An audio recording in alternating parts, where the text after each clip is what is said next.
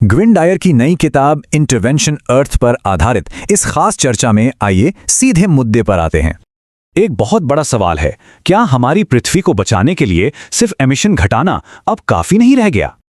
ये आंकड़े सच में डराने वाले हैं। सिर्फ 2023 में हमने 36.8 बिलियन टन कार्बन हवा में घोल दिया। हम 2020 का लक्ष्य पूरी तरह चूक गए और एमिशन घटने के बजाय एक नए रिकॉर्ड स्तर पर पहुंच गया। दिक्कत है जमता हुआ कार्बन। हम 450 ppm के खतरनाक लाल निशान की तरफ तेजी से बढ़ रहे हैं।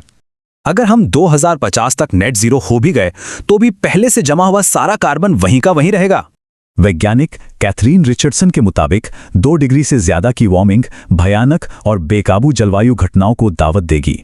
औसत आंकड़े भ्रामक है। अनियंत्रित वार्मिंग का खतरा बताता है कि सिर्फ एमिशन कम करना अब कोई हल नहीं है।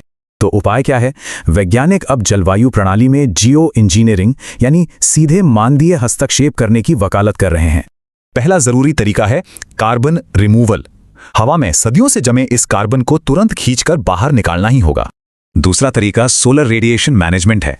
धरती को तुरंत ठंडा करने के लिए सूरज की रोशनी को वापस रिफ्लेक्ट करना। मरीन क्लाउड ब्राइटनिंग एक बेहतरीन तरीका है। हवा में समुद्री जल छिड़ककर सूरज की रोशनी को वापस रिफ्लेक्ट करते हैं। ये सिर्फ थ्योरी नहीं है। ऑस्ट्रेलिया में ग्रेट बैरियर रीफ को बचाने के लिए इसका परीक्षण भी हो चुका है। कुल मिलाकर डायर कहते हैं कि अब एमिशन कटौती के साथ साथ कार्बन रिमूवल और सोलर मैनेजमेंट की तुरंत जरूरत है। अंत में बड़ा सवाल, क्या हम सच में जलवायु को हैक करने वाले इस नए भविष्य के लिए तैयार हैं?